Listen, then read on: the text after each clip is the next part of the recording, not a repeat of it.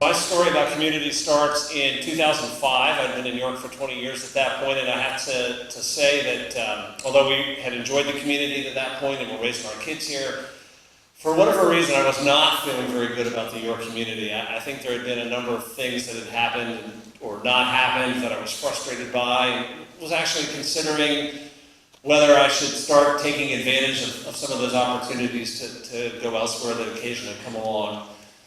And then in January 2006, on a Sunday morning, my wife and I were down in Shrewsbury at the York YMCA in a swim meet with our daughter. And our son Reed, who was 14 at the time, had stayed at home that Sunday morning to skateboard with a friend. And we got the phone call that every parent dreads getting, and that he had been hit by a car.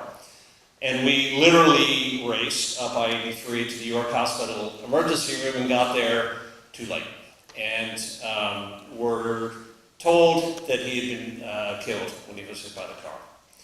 And I literally do not remember the next 3 hours of my life. I know we got home somehow.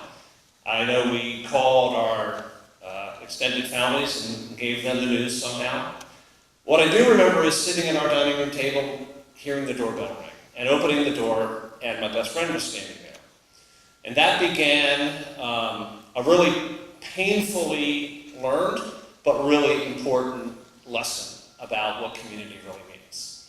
I remember probably Monday afternoon, this was a Sunday, Monday afternoon, meeting with Al Cooner, who has the funeral home on South George Street, and starting to have that awful conversation about funeral arrangements. And Al said, well, we have to have not a viewing, but a reception of some sort of visitation. And my wife and I said, we're not going to do that. That's the last thing I want to do right now is see all these people. And he said, Eric, it's not about you, it's for them. I said, okay, we'll do that if that's what we need to do. And so the next night, I think it was probably, I have a very distinct memory of standing at the funeral home as literally hundreds, if not 1,000 people came by. People I had no idea who they were. Reed's friends, their parents, people we hadn't seen in years, but who made the effort to stand in line on a cold January night, the line was out the door, to express their care for us. I thought after that, I remember we lived just down the street walking home thinking, well, that's something. The real exclamation point on a whole series of things that happened that week that taught us about community was at the funeral itself. And Reed went to York Catholic, and we're Episcopalians, we're at St. John's Church over on Beaver Street. In our church, it's perfectly fine. Anyone who wants to can come up at the appropriate time and receive communion. But in the Catholic Church, that's not the way it is. And Reed had learned that at York Catholic. He held back. And so all of Reed's friends, they closed the school for the day, all of Reed's friends were on the left side of the church. All the kids there in their Catholic school uniforms. Their parents were behind them. The kids were sitting together.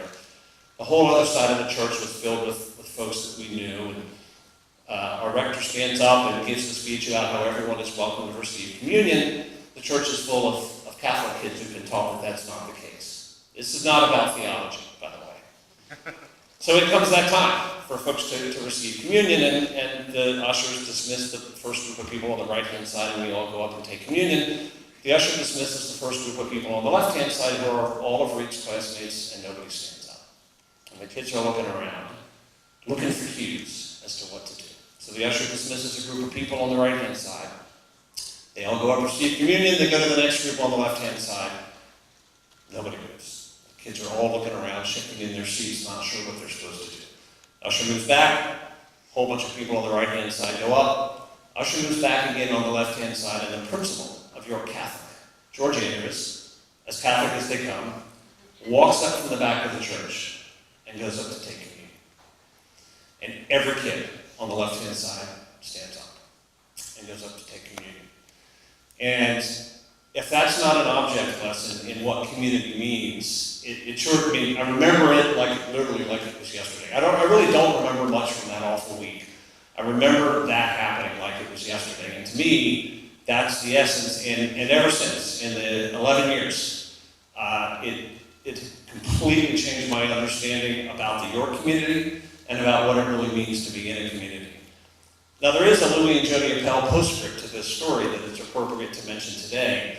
The other thing that happened that week that I had no idea was going to happen was just being flooded with cards and notes from people, many of whom we did know, but literally hundreds of whom we didn't. Again, Reed's parents of his classmates, people we hadn't seen in years. I think it was that Tuesday that this first flood of mail arrived, and they were obviously mostly cards that people had purchased. You could tell from the envelopes. But one of them was a kind of familiar-looking, rectangular, brown envelope. Now, I did not count Louis and Jody as friends at that point in my life. But we certainly knew each other. We had been on some boards together. We had done some things together. But I did not really think that this person, who was really the leading figure in this community, really had much connection to me and Kendall. But I saw this envelope, and it had a Powder Mill Road address. And I thought, that's for Louis and Jody. I opened up this envelope, and keep in mind, this is on a Tuesday, and this accident happened on a Sunday. And there were 4 words on that piece of paper, and it said, "Our hearts are broken, Louis and Jody." Thank you.